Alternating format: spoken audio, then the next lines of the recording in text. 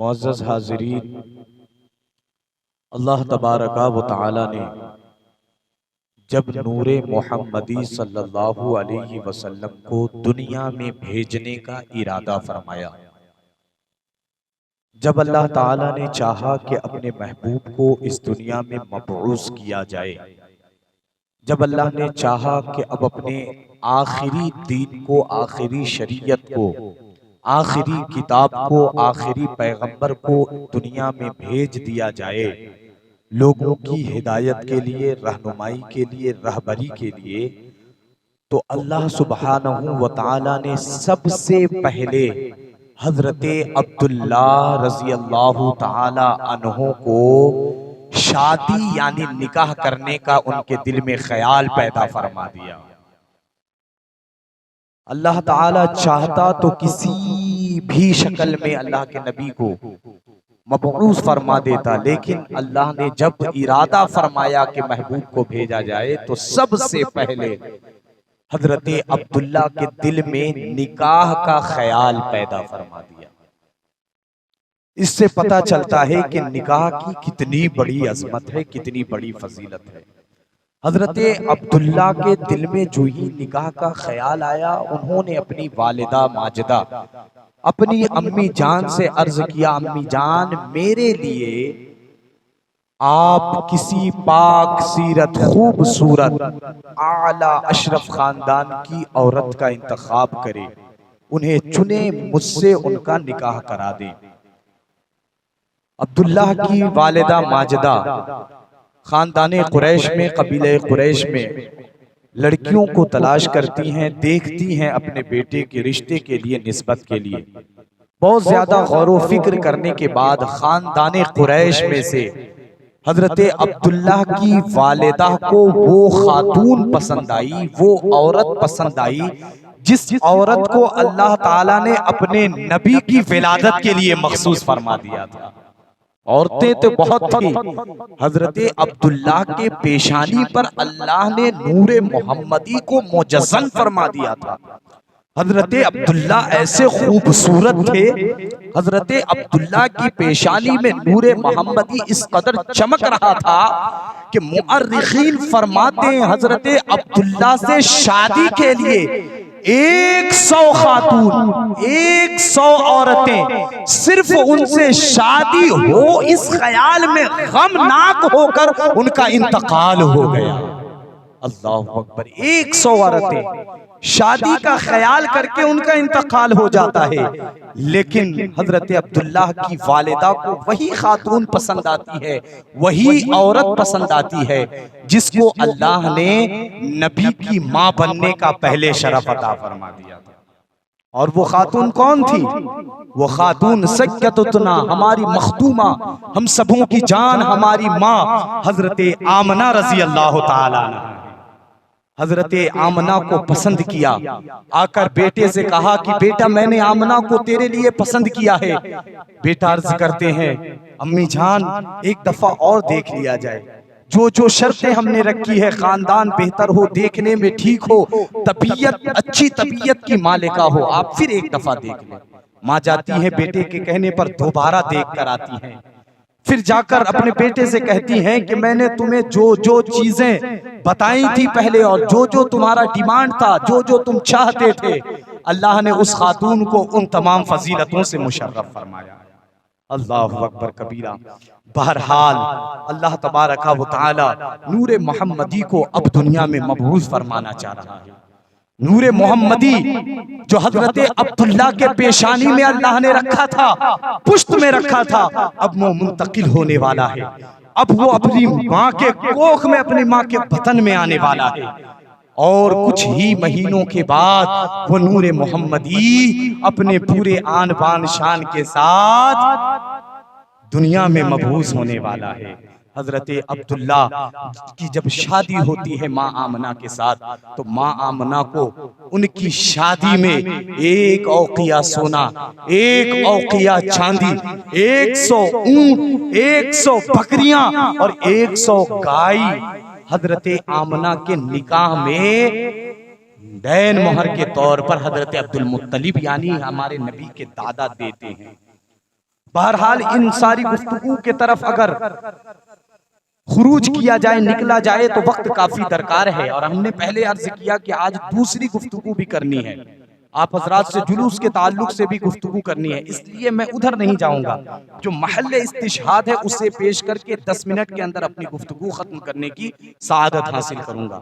अल्लाह के नबी सल्लल्लाहु अलैहि वसल्लम के वालिद हजरत अब्दुल्ला और आपकी वालिदा हम सबों की मखदूमा सैयदतुना आमना ताहिरा पाकिज़ा सैयदा से जब आपका निकाह शरीफ हुआ और जब मुलाकात हुई, नूरे मोहम्मदी जब हजरत अब्दुल्ला के पुश्त से मुंतकिल होकर हम सबों की माँ हजरत आमना के बतन मुबारक में आया, जूं ही नूरे मोहम्मदी आपके बतन में, आपके पेट में आया, हमारे नबी जूं ही अपनी माँ के पेट में जलवा फरोज हुए, अल्लाह सुब्हानहू तआला ने उस दिन से लेकर नबी के विलादत तक करोड़ों फरिश्तों को माँ आमना की बारगाह में सलाम पेश करने के लिए, मुबारकबाद पेश करने के लिए जलवा फरोज फरमा दिया। पहले दिन से लेकर आखिर दिन तक फरिश्ते सलाम लेकर पेश करते, सलाम पेश करने के लिए हाजिर होते, मुबारकबाद पेश करते। हे आमिना, तेरे गोद में, तेरे कोख में, तेरे पेट में जो बच्चा पल रहा है, जन्म लेने वाला है, वो आम बच्चा नहीं है, बल्कि वो इमामुल अंबिया है, वो इमामुल अंबिया है। मैं अर्ज करना चाहता हूँ कि पहले दिन से लेकर जब तक नबी अपने माँ के हमल में रहे, जितने दिन तक नबी अपने माँ के हमल में रहे, हर दिन फरिश्ते आते रहे, माँ आमना को खबर देते रहे। किस चीज की खबर? किस चीज की खबर? कि जो बच्चा हमल में है, जिसे तुम जन्म देने वाली हो, जिस बच्चे की विलादत तेरी गोद से होने वाली है, वो बच्चा आम बच्चा नहीं बल्कि सैयदुल अंबिया होने वाला है, नबियों का सरदार होने वाला है। इसी का नाम तो मिलाद शरीफ है। नबी की आमद की खुशी सुनाना, खुशी मनाना, नबी की आमद की खबर किसी को देना, इसी का नाम तो मिलाद है। जब फरिश्ते नबी के हमल में आने से लेकर वज़े हमल तक तकरीबन 9 महीने तक माँ आमिना को नबी की मिलाद सुनाते रहे, तो अल्लाह ने ये नहीं कहा कि फरिश्तों मेरे नबी की माँ को तुम मिलाद पढ़कर ना सुनाओ कि मिलाद मनाना नाजायज है, बल्कि रब ने खुद कहा, ऐ जिब्राइल फरिश्तों को लेकर मेरे नबी की माँ के पास जाकर नबी की मिलाद पढ़कर सुनाओ। जब रब ने फरिश्तों को मिलाद कहने का जायज करार दिया, तो फिर आज हमारे लिए कैसे नाजायज हो सकता है? नबी ने अपनी मिलाद खुद मनाई है और नबी की आमद से पहले फरिश्तों ने मिलाद मनाई है, और उनसे पहले नबी की विलादत से पहले जो फरिश्ते आए, उनसे पहले अंबियाए साबिकीन ने भी नबी की आमद की खबर अपनी उम्मतों को सुनाई है, और उसी खबर को मिलादुन नबी सल्लल्लाहु अलैहि वसल्लम कहा जाता है। बहरहाल 9 महीने की गुफ्तगू है, और एक एक आन में, एक एक घड़ी में क्या क्या मौजज़ा रूनुमा हुए अगर पेश किया जाए तो वक्त काफी दरकार है। शुरू की बात मैंने अर्ज की, आखिर की बात अर्ज करना चाहता हूँ। नबी अकरम सल्लल्लाहु अलैहि वसल्लम की वालिदा माजिदा माँ आमना रज़ी अल्लाह ताला अन्हा फरमाती हैं, जब विलादत की आखिरी रात आई, जब विलादत की आखिरी रात आई, विलादत की आखिरी रात कौन सी तारीख वाली रात है? बोलिए तो, विलादत किस तारीख को हुई? कैसे सुननी है भाई, आप बस सुनते ही रहते हैं, कुछ बोलना नहीं चाहते। बोलिए कितनी तारीख को? 12 रबीउल अव्वल शरीफ को। बोलिए सुभान अल्लाह। आखिरी रात है, आज नबी जलवा फरोज होने वाले हैं, जलवा फिगन होने वाले हैं। माँ आमना फरमाती हैं कि जब आखिरी रात आई, यानी 12 रबीउल अव्वल शरीफ की रात आई, हजरत अब्दुल मुत्तलिब अपने बच्चों को लेकर काबा शरीफ में गए। काबा की दीवारें थोड़ी मुनहदिम हो गई थी, उसकी मरम्मत करनी थी। काबा की दीवारें, माने क्या कहेंगे उसे, हाँ, डैमेज हो गई। उसे ठीक करने के लिए, मरम्मत करने के लिए हजरत अब्दुल मुत्तलिब गए हुए थे अपने सारे बच्चों को लेकर। जब सारे बच्चे चले गए तो घर में कौन बचा? कोई बचा क्या? कोई नहीं बचा। आखिरी रात है, नबी जलवा अफरोज होने वाले हैं, मुद्दते हमल मुकम्मल हो चुकी है। मामना फरमाती है घर में कोई नहीं है, रात चांदनी है, चांद निकला हुआ है, लेकिन अकेले होने की वजह से मुझे थोड़ी तकलीफ हुई कि मैं आज अकेली हूं, आज मुझे बच्चा होने वाला है, आज तो कोई मेरा सहारा होना चाहिए, कोई खादिमा होनी चाहिए, मेरी कोई आज सहेली होनी चाहिए, मेरी बहन मेरे सामने होनी चाहिए, मेरी सहेली होनी चाहिए, कोई खादिमा होनी चाहिए कि जो आज मेरी इस तकलीफ को दूर करती, मेरे साथ होती, मैं तन्हा ना होती। मैं इस ख्याल में थी। कौन फरमा रही है? नबी की माँ फरमा रही है। नबी की माँ की बात अगर झूठ हो गई तो दुनिया में किसी की बात सच्ची नहीं हो सकती है। हो सकती है क्या? कभी नहीं हो सकती। नबी की माँ फरमाती है कि अकेली थी, यही सोच रही थी कि मेरी नजर मेरे घर के छत पर पड़ी, मैं देखती हूं कि यकायक मेरे घर की छत की दीवार फट जाती है, छत फट जाती है और एक सफेद कपड़े में मलबूस 4 खातून मेरे घर में आती हैं। 4 औरतें सफेद कपड़े में मलबूस है, सफेद चादर अपने ऊपर डाली हुई है, मुश्को ज़ाफ़रान की खुशबू उनके बदन से आ रही है। एक खातून आती है और आने के बाद फौरन मेरे दाहिने तरफ बैठकर मुझे खुशखबरी सुनाती है कि ए आमना, तेरे मिस्ल कोई कैसे हो सकता है, तेरे जैसा कोई नहीं हो सकता, तेरी जैसी किस्मत किसी खातून को नहीं मिली कि तेरे हमल में जो बच्चा है वो इमामुल अंबिया होने वाला है। ये कहकर खुशखबरी सुनाकर दाहिने तरफ बैठ जाती हैं। मामना फरमाती मैंने कभी उन्हें नहीं देखा इससे पहले, इसलिए मैंने पूछा आप कौन हैं? तो वो खातून अर्ज करती है आमना, मैं तमाम औरतों की माँ, तमाम मर्दों की माँ सैयदा हव्वा अलैहिस्सलाम हूँ। आज अल्लाह ने मुझे तुम्हारी खिदमत में भेजा है। फिर एक खातून आती है, वो बाएं तरफ बैठकर उसी तरह खुशखबरी के अल्फाज सुनाती हैं। मैं उससे भी अर्ज करती हूँ कि आप कौन हैं? तो वो कहती हैं कि मैं हजरत इब्राहीम अला नबीना अलैहिस्सलातु व तस्लीम की बीवी हजरत सारा रजी अल्लाह ताला अन्हा, तुम्हारी खिदमत के लिए अल्लाह ने मुझे भेजा है। और एक खातून थी, वो पीछे आकर बैठ जाती हैं और वो भी मुझे खुशखबरी सुनाती हैं कि तुम्हें खुशखबरी हो आमना, तुम्हारे मिस्ल कोई नहीं, तुम्हारे जैसा कोई नहीं, तुम्हारी जैसी किस्मत किसी को अल्लाह ने नहीं अता फरमाई कि तुम्हारे गोद में अल्लाह का महबूब तशरीफ लाने वाला है।